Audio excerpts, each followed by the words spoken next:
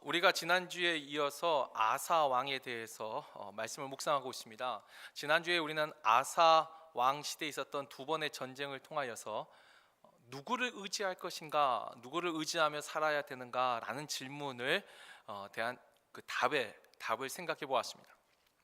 아사 왕이 분명히 처음 구스와의 전쟁을 할 때는 자신에게 힘이 있었어요. 그래도 군대 58만 명이 있었습니다. 이 58만 명으로 100만 명의 군대를 싸워 이길 수 있습니다. 왜냐하면 성을 지키는 입장이니까. 그러나 자신에게 힘이 있었음에도 불구하고 강한 자와 약한 자 사이에 도울리는 오직 주 여호와 한 분 하나님밖에 없습니다. 그리고 사람으로 하여금 주를 이기지 못하게 하옵소서. 온전히 하나님 앞에 집중하였습니다. 그리고 그 전쟁에서 거둔 모든 전리품들을 여호와의 전에 예물로 드렸습니다. 그러니까 아사의 이 첫 번째 전쟁을 아사는 온전히 하나님 앞에 집중하고 있는 모습을 우리가 보았습니다. 그러나 세월이 흐르고 아사 왕 말년에 이 북이스라엘과의 전쟁에서는 그가 하나님을 의지하기보다는 자신의 외교술, 자신의 지혜와 경험을 의지하여서 북이스라엘과의 전쟁에서 승리를 하였습니다. 그러나 그 승리는, 진정한 승리는 하나님을 의지하였을 때 거두었던 승리에는 평화가 있었습니다. 샬롬이 있었습니다. 그러나 사람을 의지했을 때는 전쟁이, 보복 전쟁이 있었다라고 했습니다. 그래서 우리가 누구를 의지하며 살 것인가? 우리는 하나님을 의지하고 살아가는 백성 되어야 된다라고 지난주 말씀을 드렸습니다. 그리고 지난주 말씀의 이제 마지막에 분명히 아사가 변했다라고 했습니다. 그의 중심이 변했습니다.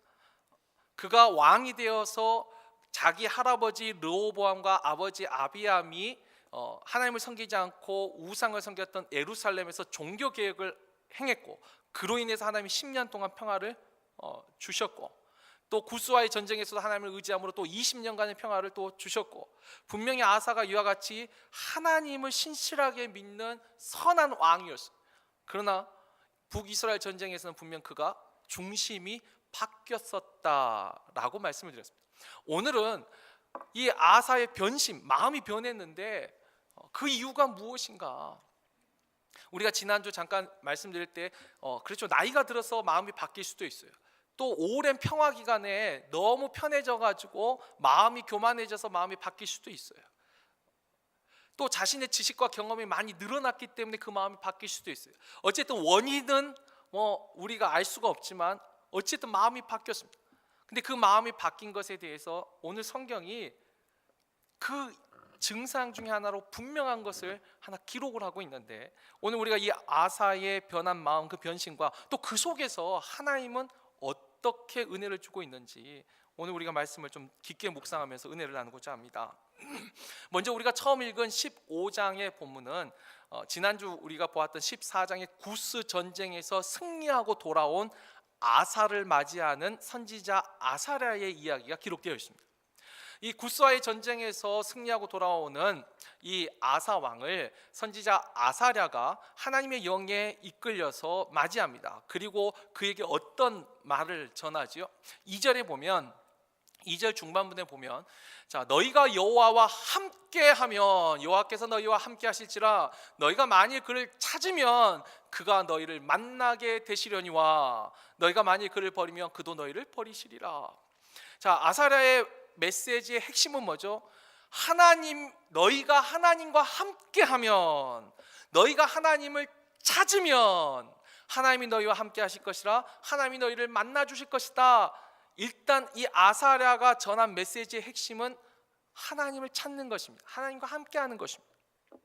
자, 그러면서 3절과 4절을 보면 너희가 이전에는 이스라엘에 참신이 없고 가르치는 제사장도 없고 율법도 없은 지가 오래되었으나, 이건 바로 그 할아버지 르호보암과 아비암 시대 때 하나님의 말씀을 가르치지 않았어요. 그래서 하나님을 떠나서 살았죠. 그 이야기를 합니다. 자, 그런데 4절에 보면 그들이 그 환난 때에 이스라엘 하나님 여호와께로 돌아가서 찾음에 그가 그들과 만나게 되셨나니. 자, 이게 뭐죠? 르호보암과 아비암 시대 때 하나님을 찾지 않았지만 너희가 이 구스와의 전쟁에서 이 환난 때에 하나님을 찾음으로 너희가 찾았기 때문에 너희가 이와 같이 승리하였다라고 말하는 것이죠. 메시지 내용 같습니다. 너희가 하나님을 찾으면 하나님이 만나 주실 텐데 이번에 너희가 하나님을 찾았다라는 거죠. 그래서 하나님이 너희에게 이와 같은 승리를 주셨다라고 칭찬하고 격려를 하고 있는 것입니다. 자, 이와 같은 이 아사랴 선지자의 말에 아사가 8절에 보면은 마음에 깨닫고 결단을 합니다. 이 아사가 그 말을 듣고 이 말 곧 선지자 오뎃의 예언을 듣고 마음을 강하게 하여 가증한 물건들을 유다와 베냐민 온 땅에서 없애고 또 에브라임 산지에서 빼앗은 성읍들에서도 없애고 또 여호와의 낭시 앞에 있는 여호와의 제단을 재건하고. 지난주 말씀드렸듯이 아사 왕은 자기가 왕이 된 다음에 할아버지와 아버지가 예루살렘 안에 가지고 왔던 우상들을 다 없앴습니다. 그러니까 1차 아사의 종교 개혁은 예루살렘과 그 주변 성만 했습니다. 그런데 이번에 이 아사랴의 말을 듣고는 마음을 강하게 하고 온 유다와 베냐민 땅, 그러니까 온 남유다 전역의 종교 개혁을 하고 또 하나 구스와의 전쟁에서 또 승리하면서 이 빼앗았던 에브라임 산지에 그러니까 여기는 북이스라엘 영토죠. 그러니까 북이스라엘 영토에서도 종교 개혁을 시작한 거예요.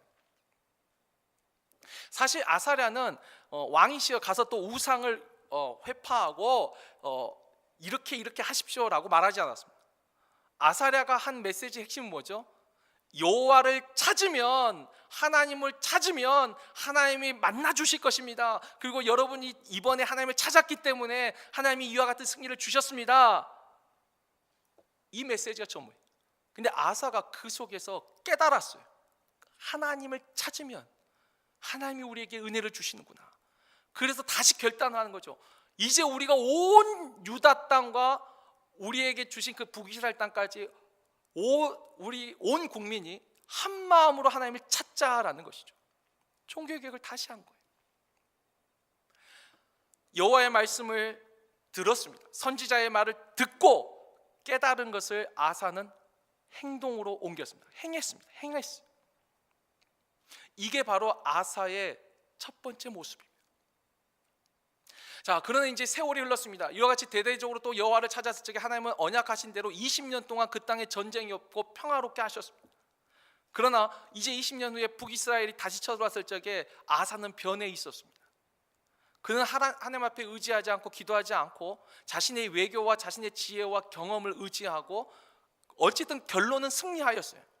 자, 근데 이번에는 북이스라엘과의 승리에서 실제 전쟁을 하지 않았지만 이 북이스라엘군이 남유다를 공격하기 위해서 라마라는 그 성을 세우고 공격하려고 했는데 이 북쪽의 아람이 쳐들어와 가지고 그 성을 다 건축하지 못하고 돌아갔잖아요. 근데 그 남은 그 성을 건축하려고 남긴 그 돌과 나무로 가지고 아사가 미스바와 게바라는 또 성을 건축한 다음에 돌아오는 것입니다. 지금 그러니까 전쟁의 승리는 아니지만 전리품을 얻어가지고 그 전리품을 가지고 예전에는 하나님 앞에 제일 먼저 그 하나님께 드렸는데 그걸로 성을 2개 쌓고 그 다음에 이제 돌아오는 거예요. 그 돌아오는 아사 왕을 이번에는 선견자 하나니가 마중을 합니다. 이 선견자 하나니가 16장 이제 7절로 가보면 이 선견자 하나니가 아사 왕에게 나와서 또 말을 합니다. 왕이 이번에는 아람 왕을 의지하고 왕의 하나님 여호와를 의지하지 아니하였으므로 아람 왕의 군대가 왕의 손에서 벗어났나이다. 8절에 왕이 예전에 구스 사람과 싸울 때에는 여호와를 의지하였으므로 여호와께서 왕의 손에 그들을 넘기지 아니하셨습니까? 그러면서 이제 9절에 이 9절이 하나니가 말하고 있는 이 메시지의 핵심은 이 9절에 있습니다. 9절을 보면 여호와의 눈은 온 땅을 두루 감찰하사 전심으로 자기에게 향하는 자들을 위하여 능력을 베푸시나니. 여러분 잘 보시면 하나니가 지금 말하고 있는 메시지의 핵심이 과거 아사랴가 말했던 메시지의 핵심과 다르지 않습니다. 뭐죠? 여호와를 전심으로 향하는 사람, 다시 말하면 여호와를 전심으로 찾는 사람에게 하나님은 능력을 베푸신다. 아사랴도 그랬죠. 여호와와 함께한 사람에게, 여호와를 찾는 사람에게 하나님이 만나 주시고 함께 하시듯이 여호와를 전심으로 찾는 사람에게, 그 마음이 향해 있는 사람에게 하나님은 능력을 주신다. 이 메시지의 본질, 이 핵심은 두 선지자가 다르지 않습니다. 같습니다. 근데 뭐가 다르냐면 앞에 이 아사랴는 그 메시지대로 이 아사 왕이 하나님을 찾았어요. 찾아서 승리를 거뒀어요. 결과 둘 다 승리를 거뒀지만 하나님의 기준에서 그가 아사 왕이 하나님을 찾았을 때 그는 칭찬했습니다. 격려했습니다. 그래서 거기서 힘을 얻고 아사가 또 한 번 종교개혁을 한 거죠. 그런데 이번에는요, 북이스라엘 전쟁에서는 왕이 하나님을 찾지 않았다는 것입니다. 승리는 거두었지만 왕이 하나님을 찾지 아니하였으므로, 그래서 왕이 망령되이 행하였으므로, 잘못 행하였으므로 이후로는 왕에게 전쟁이 있으리이다, 책망을 하는 것이죠. 메시지의 내용은 바뀌지 않았지만 그 메시지의 내용대로 잘했을 때는 칭찬과 격려를 하였고, 그 메시지대로 잘못 행하지 않았을 때는 지금 책망하고 있는 것이죠. 그런데 이 말을 들은 아사의 이제 태도를 보면 10절에 보죠. 10절에 보면 아사가 노하여 성견자를 옥에 가두었으니 이는 그의 말에 크게 노하였음이며, 크게 화를 냈습니다. 분노했습니다. 하나님의 말을 듣고는 분노했어요. 여러분, 왜 분노했을까요? 왜 화를 냈을까요? 그리고 이 하반부에 보면 그때의 아사가 또 백성 중에서 몇 사람을 학대하였다. 이 몇 사람을 학대하였다 했는데, 이 몇 사람을 우리 성경에는 그냥 이렇게만 기록되어 있는데 유대 전승에는 이 사건에서 좀 더 구체적인 내용이 기록되어 있습니다. 이 백성들이 어떤 사람이냐면, 이 아사가 하나님을 옥에 가두려고 할 때 왕이시여 그렇게 하면 안 됩니다라고 말했던 사람들입니다. 그 선지자를 옥에 가두려고 할 때 이러시면 안 된다고 말했던 그 사람들을 지금 학대하였어요. 근데 왜 아사가 화를 냈을까요?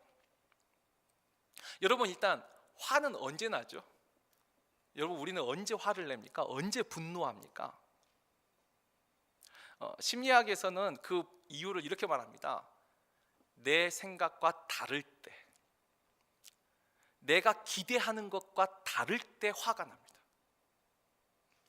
근데 내 생각과 다를 때 내가 힘이 있는 사람은 화를 냅니다. 힘이 없는 사람은 실망하고 낙심합니다. 그래서 분노하는 사람이나 낙심하는 사람이나 원래 그 뿌리는 같습니다. 내가 중심에 있습니다. 내가 기대하는 것과 다른 반응이 나오고 다른 말이 들릴 때 우리는 내가 힘이 있으면 화를 내고 힘이 없으면 실망하고 낙심하는 거예요. 그러나 모습은 똑같습니다. 내 생각과 다르다는 것입니다. 아사가 지금 화를 내고 있어요. 왜 화를 내고 있을까요? 자, 여러분 생각해 보십시오. 아사는 지금 전쟁에서 승리했습니다. 어쨌든 간 북이스라엘과의 전쟁에서 승리한 거예요. 여러분, 우리가 승리했을 때 듣고 싶은 기대되는 말은 뭐죠? 잘했다라는 것이죠. 잘했다는 말을 듣고 싶은데 지금 이 하나님은 아니요, 당신은 잘못했다라고 말을 하고 있는 것입니다. 자신의 생각과 다른 것입니다. 우리가 만약에 전쟁에 패배했습니다. 만약에 전쟁에 패배했다면 그 다음에 우리가 듣고 싶은 말은 뭐죠? 일단 결과는 나왔잖아요. 전쟁에 패했다는 결과가 나왔는데 듣고 싶은 말은 뭐죠? 당신이 이렇게 해서 졌어요. 당신이 이렇게 해서 그 말을 듣고 싶을까요? 듣고 싶은 말은 뭐죠? 힘내라고. 다시 일어서면 된다고. 우리가 듣고 싶은 말은 위로죠.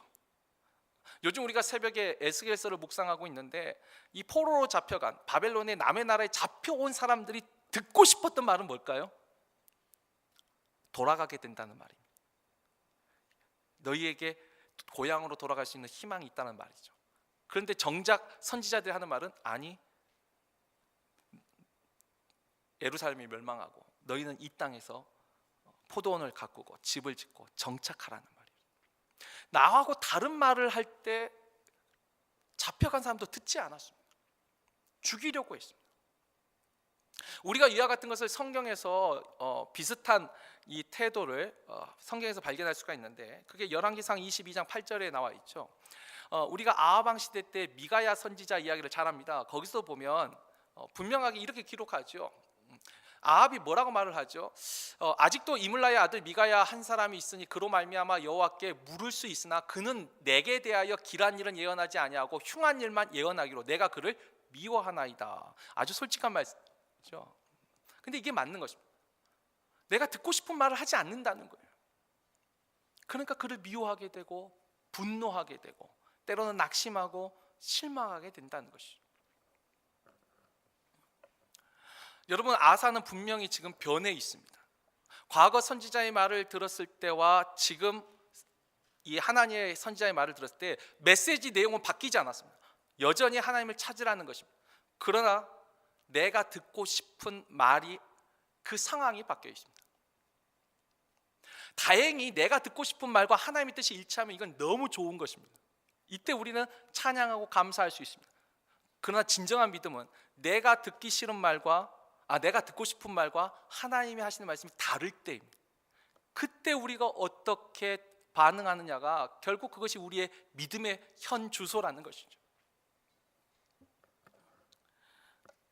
이렇게 하나님의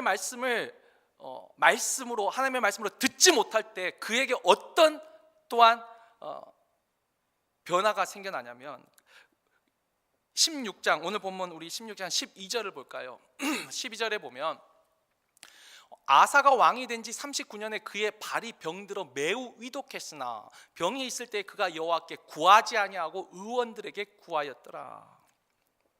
여러분, 일단 그의 발에 병이 들어 매우 위독했다. 일단 이 발에 병이 들었을 적에 생명의 위험을 느낄 정도로 위독했다 할 때 이제 많은 후대인들이 이걸 짐작하기를 당뇨에 의한 이 발이 썩은 것이 아니었을까. 쉽게 말하면 발이 좀 다치고 무좀 이런 건 아니겠죠. 위독한 거예요. 생명이 위독할 정도로. 그때 근데 아사는 어떻게 하죠? 여호와께 묻지 아니하고, 이 구한다는 표현을 예전에 개혁한 거는 묻는다는 표현을 썼습니다. 묻지 아니하고. 그러니까 하나님의 말씀을 듣지 못하니까 이제 묻지 못하는 거예요. 하나님 앞에 구하지 못하는 거예요. 그리고 의원들에게 구하게 되는 거예요. 우리가 이 아사의 변화, 우리가 눈여겨볼 필요가 있습니다. 아사는 분명히 바뀌었습니다. 변했습니다. 하나님 중심으로 생각하던 그가, 그 젊은 시절에 하나님을 위하여 그렇게 헌신된 그가 나이 들었을 적에 그 중심이 변하여서 하나님을 더 이상 찾고 있지 않습니다. 그런데 그 변화의 이유 중에 여러 가지가 있을 거예요. 그러나 오늘 이 성경은 왜 이 사건을 기록했을까요? 우리가 이 성경을 때 이스라엘 역사 공부하는 게 아니거든요. 이 속에 하나님이 우리에게 전하고 싶은 메시지가 담겨 있는 거죠. 이 이야기 속에서 무엇을 말하고 있는 거죠? 마음의 중심의 변화가 곧 하나님의 말씀을 대하는 태도의 변화로 바뀌어가더라고요. 예전에는 선지자의 말을, 하나님의 말씀을 들었습니다. 그러나 이제 아사는 더 이상 선지자의 말을 하나님의 말로 듣는 게 아니라 내가 듣고 싶은 말로 듣고 있더라는 것이죠.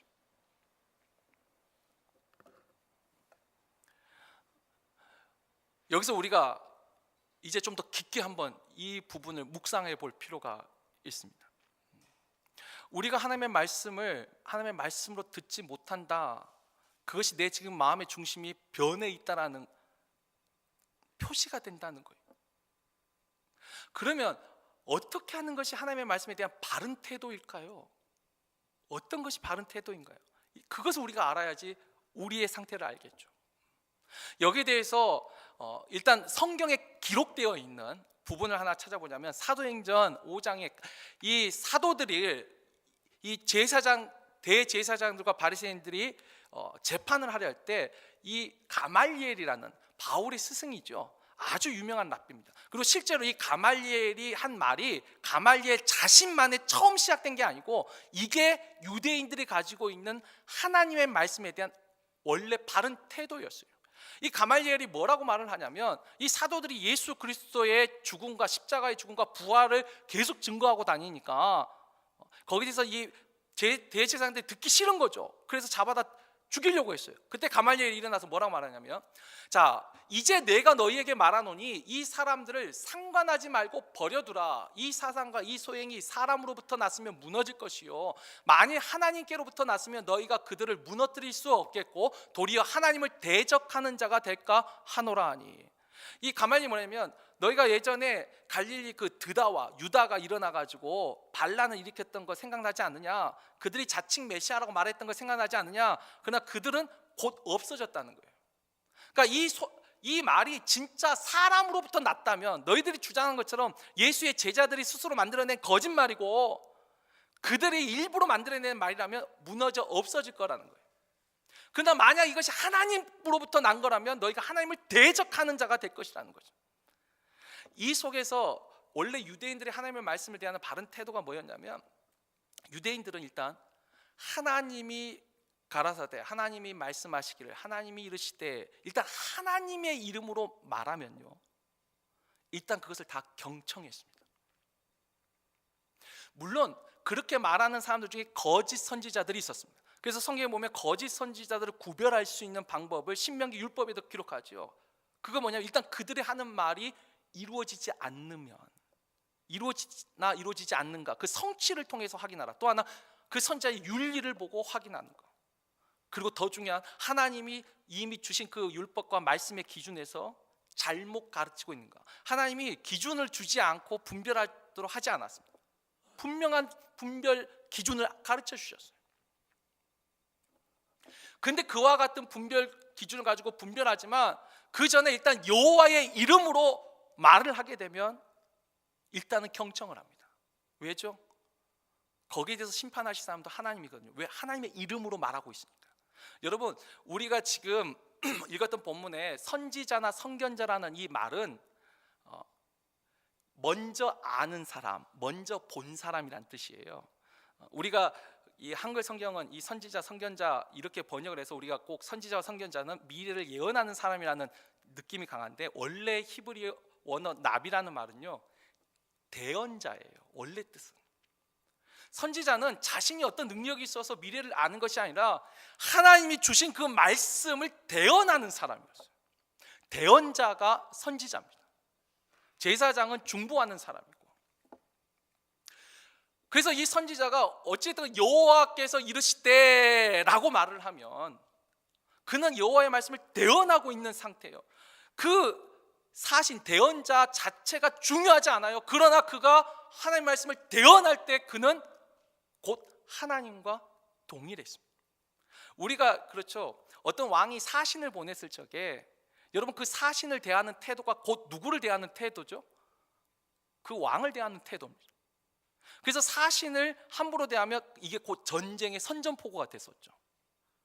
그래서 사신은 죽이지 않는 거예요. 아무리 내가 듣기 싫은 말을 가지고 왔어도, 내가 듣고 싶은 말이 아니라 듣기 싫은 말을 가져도 사신은 손을 대지 않아요. 왜?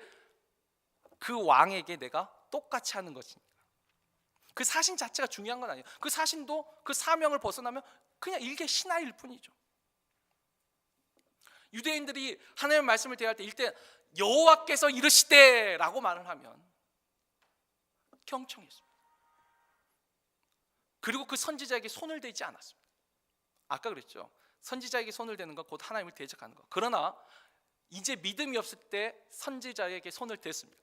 실제로 죽이고 가두고 말하지 못하게 만들고. 하나님은 분명히 그것을 죄라고 하였죠. 그게 곧 하나님에게 한 행동과 똑같으니까. 오늘 우리는 아사의 변심을 통하여서 변한 이유는 정말 다양할 거예요. 그러나 그 변한 모습을 확인할 수 있는 게 하나님의 말씀을 대하는 태도를 통해서 우리는 확인할 수 있어요. 이 말은 우리 자신에게도 내가 지금 하나님의 말씀을 어떠한 태도로 대하고 있는가, 그것이 내가 하나님께 중심이 있는가, 아니면 그 중심으로부터 점점 멀어져 있는가, 우리 스스로 말씀을 통해서 한번 돌아볼 필요가 있습니다. 근데 아직 이 말씀이 여기서 끝나지 않았습니다. 여기서 우리가 하나 더 깊게 한번 또 묵상해 봐야 돼요. 여러분, 지금 우리가 여기까지만 들으면 아사는 마음이 바뀐 사람이에요. 어쨌든 하나님을 중심으로 이렇게 신실하게 하나님 앞에 헌신된 왕이었는데, 지금 이 마지막 때 모습 보면은 하나님을 의지하지도 않고, 병에 걸렸는데 하나님 앞에 구하지도 않고, 우리가 볼 때 완전히 타락한 사람이에요. 그런데 여러분, 여전히 성경은 아사를 하나님 앞에 신실하고 정직하게 하는 선한 왕. 제가 그랬죠. 북이스라엘 19명 왕이 있고 남유다 19명 왕이 있는데 그 중에서 8선왕, 선한 왕으로 성경에 기록된 사람이 첫 번째가 이 아사 왕. 여전히 아사는 선한 왕이에요. 그리고 또 하나, 예전에 제가 처음 성경을 읽을 때는 이 부분이 보이지 않았는데 성경을 반복적으로 보다가 참 눈에 이제 걸리는 부분이 있더라고요. 자, 오늘 본문 16장 12절 13절 다시 한번 볼까요? 아사가 왕이 된 지 39년에 그의 발이 병들어 매우 위독했으나, 자, 아사가 병이 들었습니다. 언제 병 들었죠? 39년에, 왕이 된 지 39년에 병이 들었습니다. 그리고 그때 병은 굉장히 위독했습니다. 곧 죽을 것 같았습니다. 그런데 실제 죽은 건 언제죠? 13절을 보면 아사가 왕에 있은 지 41년 후에 죽었다. 아니, 생명이 그렇게 위독했는데 여러분, 적어도 투병 기간이 2년 정도가 걸렸습니다. 예전에는 이 투병 기간이 보이지 않았었어요. 그런데 여러분, 이 이스라엘 왕의 역사를 보면요, 하나님이 심판하실 때, 그러니까 하나님이 딱 결정하실 때 오래 시간 끌지 않습니다. 그냥 하나님 결정하시면 그냥 데려가시더라고요. 근데 이건 뭐죠? 아사에게 하나님이 징계를 하고 계시더라고요. 여러분, 징계와 심판은 다릅니다. 심판은 딱 결정 난 거예요. 징계는요, 돌아설 기회를 주는 것입니다. 우리가 자녀들이 잘못할 때 매를 대지 않습니까? 매를 댈 때 심판하시나요? 징계하는 거죠. 이게 잘못됐다는 것을 가르치는 것이죠. 우리가 사람이 참 연약합니다. 뭐 저부터도 그렇죠. 모든 것이 평안할 때 우리는 우리 자신을 돌아보기가 쉽지 않습니다. 내 몸이 건강하고 모든 것이 형통하고 좋을 때 우리는 우리 자신을 돌아보기가 쉽지 않습니다. 근데 우리도 그죠, 몸이 어딘가 아프면 어떡하죠? 아프면 거기를 자세히 보지 않습니까? 아파야지 자세히 보더라는 거예요. 문제가 생길 때 돌아보더라는 것이죠. 어디가 잘못되었는지 돌아보게 되더라는 거예요. 우리가 신명기 8장 5절, 잠언 3장 12절, 히브리서 12장 5절 6절 너무나 잘 아는 말씀이 있죠. 하나님이 징계하시기를 그 아버지가 사랑하는 아들을 징계하는 것 같이 하시나니. 아버지가 사랑하는 아들을 징계하듯이 하나님도 우리를 징계하시더라는 거예요. 그리고 오히려 뭐라 하죠? 그 징계가 없으면 사생활하는 거예요. 잘못된 길을 가고 있는데도 징계가 없이 모든 게 평안하고 모든 게 좋으면 오히려 그것이 더 큰 하나님의 심판이더라는 거예요. 여기에 은혜가 있습니다. 아사의 그 긴 투병 기간 동안 아사는 이제 그러고 죽습니다. 근데 그 2년여 세월 동안 아사는 도대체 무슨 생각을 했을까요? 여러분, 그래도 아사는요, 젊은 시절에 하나님을 향하여 마음을 다해서 헌신하고 그 중심이 하나님께 서 있던 사람입니다. 하나님은 그것도 잊어버리지 않으셨어요. 그렇기 때문에 그 선왕의 근데 마지막이 변했을 적에 하나님은 그 중심을 다시, 아마 아사가 이 2년 동안 매우 이독해 곧 죽을 것 같지만 죽지 않고 2년이라는 세월 동안 아사는 점점 돌아왔을 거라 저는 생각합니다. 좌로나 우로나 치우쳤던 그의 마음이 여호와의 징계 속에서 다시 중심을 찾아갔으리라 생각합니다. 저는 이것이 하나님의 은혜라고 생각합니다. 실제로 보면 그렇죠, 하나님 앞에 범죄하는 그 왕을 하나님이 심판하실 때는 그냥 데려가세요. 근데 다윗도 얼마나 훌륭한 왕입니까? 그러나 오랜 기간 그가, 아니, 왕이 되기 전에 고난 말고 왕이 되고 난 다음에도 고난이 있었어요. 솔로몬도요, 그의 노년에 반역하는 사람들 중에서 많은 어려움이 있었어요. 그러니까 전도서를 기록할 수 있었던 거죠. 나중에 우시야 왕도, 우리가 8선한 왕을 쭉 보면 선한 왕들에게 하나님이 징계의 기간을 오래 두시더라고요. 돌아올 수 있도록 기회를 주시더라고요. 우리가 또 8선왕의 다음 두 번째 왕을 다음 주에 여호사밧 왕을 볼 텐데, 여러분, 이 선왕들의 이야기의 메시지의 핵심은 크게 두 가지가 있습니다. 모든 선왕들의 메시지 공통된 메시지인데, 이 땅에 아무리 선한 왕이라도 다 허물과 실수가 있다는 거 하나. 그래서 우리는 참된 의로운 왕 오직 여호와 하나님과 메시아, 의로운 왕을 기다리게 되는 것이죠. 이 두 가지. 근데 그 속에 하나님이 그래도 선한 왕이라고, 허물이 있어요. 허물 없는 사람이 어디 있어요? 실수 없는 사람이 어디 있습니까? 연약한 부분 없는 사람이 이 세상에 어디 있어요? 근데 그 속에서도 한때라도 하나님 앞에 그 마음을 다했던 거, 그 하나님 기억하시고 하나님이 은혜를 주시더라는 거예요. 그래서 우리가 혹시 내가 징계 속에, 이 징계라는 건 때로는 질병이 될 수도 있어요. 때로는 잠 못 이루는 밤이 될 수도 있어요. 때로는 물질의 어려움일 수도 있어요. 때로는 관계의 어려움일 수도 있어요. 하나님의 징계는 참 다양하게 오는데, 근데 그 어려움 속에서 우리는 뭘 생각하죠? 나를 돌아보고 내가 하나님 앞에서 혹시 내 중심이 좌로나 우로나 치우친 것은 아니었는지 생각해 보는 것이죠. 그래서 우리가 형통할 때는 하나님 앞에 찬양하는 것입니다. 형통할 때는 하나님 앞에 감사하는 것입니다. 우리가 어려움 속에 있을 때는 나를 돌아보고 하나님 앞에 회개하고 또 하나님 앞에 더 집중하는 것이죠. 선지자의 메시지는 바뀌지 않았습니다. 아사랴나 하나님이나 똑같은 말을 하였습니다. 하나님을 찾으라고, 전심으로 찾으라고. 그러나 듣는 아사가 변했습니다. 처음엔 듣고 깨달은 걸 행했던 아사지만 이제는 듣기 싫어 옥에 가두는 아사로 바뀌었습니다. 우리가 이 모습 속에서 우리 자신도 한번 돌아보고, 나도 이렇게 아니 선한 왕이라니까, 악한 왕의 이야기가 아니라 선한 왕의 이야기. 그 속에서 우리가 경계를 하고 더욱 근신하며 나를 볼 수 있는 지혜가 있기를. 또 하나, 징계 속에 주시는 그래도 하나님의 은혜. 아사가 그 긴 투병 기간 속에 다시 그 중심을 회복하고, 여러분 이 땅에서 사는 사람 잠시 잠깐 아니에요. 더 중요한 건 영원한 하나님 나라죠. 그 하나님의 나라, 하나님이 은혜로 다시 아사에게 그것을 거두지 않기 위해서 저는 이 투병 기간을 주셨다고 믿습니다. 어려움 속에서도 하나님의 은혜를 발견하고 또 위로를 얻는, 형통할 때 찬양하고 어려울 때 기도하고 회개하고 돌아서 자신을 돌아볼 줄 아는 그와 같은 믿음의 눈이 하나님 중심으로 살아가는 우리 모두에게 있기를 주의 이름으로 축원합니다.